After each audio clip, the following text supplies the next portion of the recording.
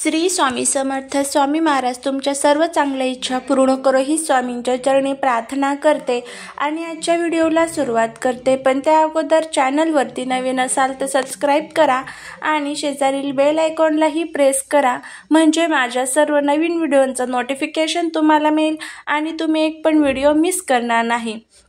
आज आहे वैशाख महिन्यामधील सर्वात मोठा शिवप्रदोष.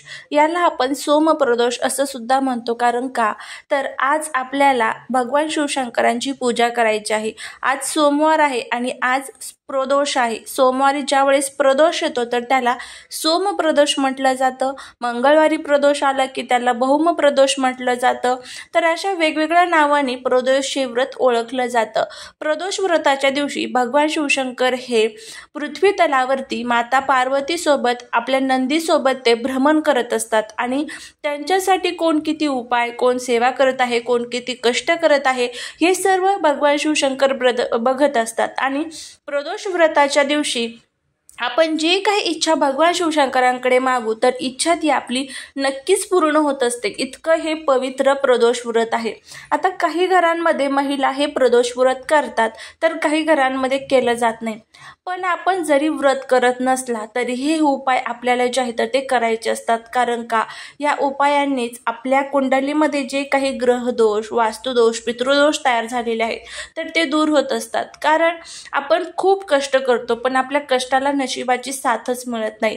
तर ते कष्ट जे आहे तर ते कष्टाला नशिबाची साथ मिळावी यासाठी आपल्याला हे मंत्र, हे स्तोत्र म्हणायचे असतात.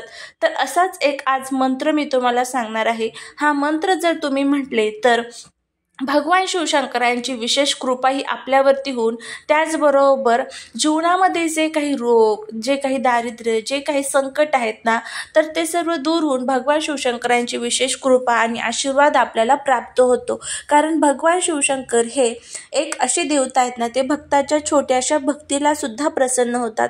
आपण त्यांना पशुपतीनाथ या नावाने ओळखतो. पशुपतीनाथ म्हणजे काय तर ते सर्व पशु, पक्षी, जीव, जंतू, प्राणी, भूत, प्रेत, पिशाच यांचे सर्वांचे देवादिदेव महादेव आहे. सर्वच आपल्या मनातल्या ज्या काही भाव, आपल्या मनातल्या ज्या काही इच्छा आहेत तर त्या इच्छा घेऊन महादेवांकडे जात असतात. तर आपण जर हा उपाय केला तर नक्कीच जीवनातल्या सर्व अडचणी, दुःख, संकटे, दारिद्र्य दूर होऊन आपल्या मनातल्या इच्छापूर्ती होतील आणि भगवान शिवशंकरांचा आशीर्वाद सुद्धा आपल्याला मिळेल. आता हा उपाय तुम्हाला कधी करायचा आहे तर ज्या वेळेस आज संध्याकाळी तुम्हाला म्हणजे 5-6च्या नंतर तुम्ही कधी हा उपाय करू शकता. रात्री ज्या वेळेस तुम्ही झोपणार आहात तर त्यावेळेस जरी केला तरी चालेल. तुम्हाला ज्या वेळेमध्ये टाईम असेल त्या वेळेमध्ये तुम्ही हा व्हिडिओ बघितल्यानंतर करू शकता. आता काय करायचं आहे बघा, तुम्हाला देवघरामध्ये बसायचं आहे. तुमचं जे घरामध्ये देवघर असतं तिथे बसायचं आहे. त्यानंतर तुम्हाला तिथे एक छान तुपाचा दिवा लावायचा आहे.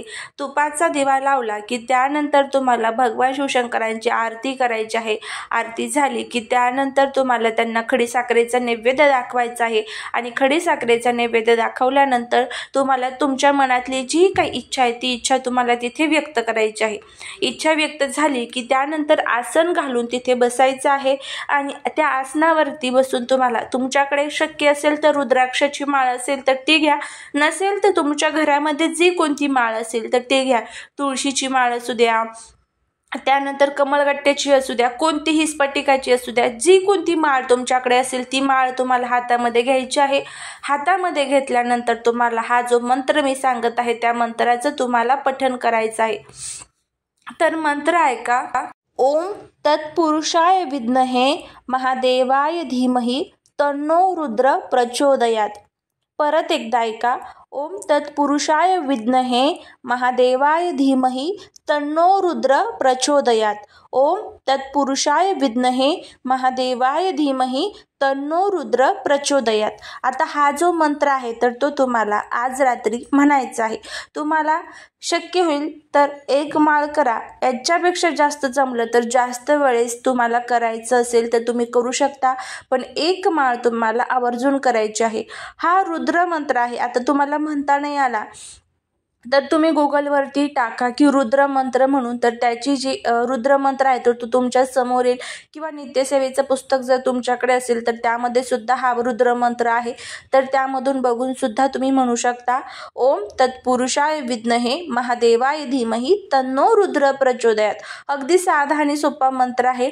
हा मंत्र तुम्हाला 108 वेळेस म्हणजेच 1 माळ या मंत्राची करायची आहे आणि भगवान शिवशंकरांना तुमच्या मनातील जी काही इच्छा आहे ती इच्छा तुम्हाला सांगायची आहे.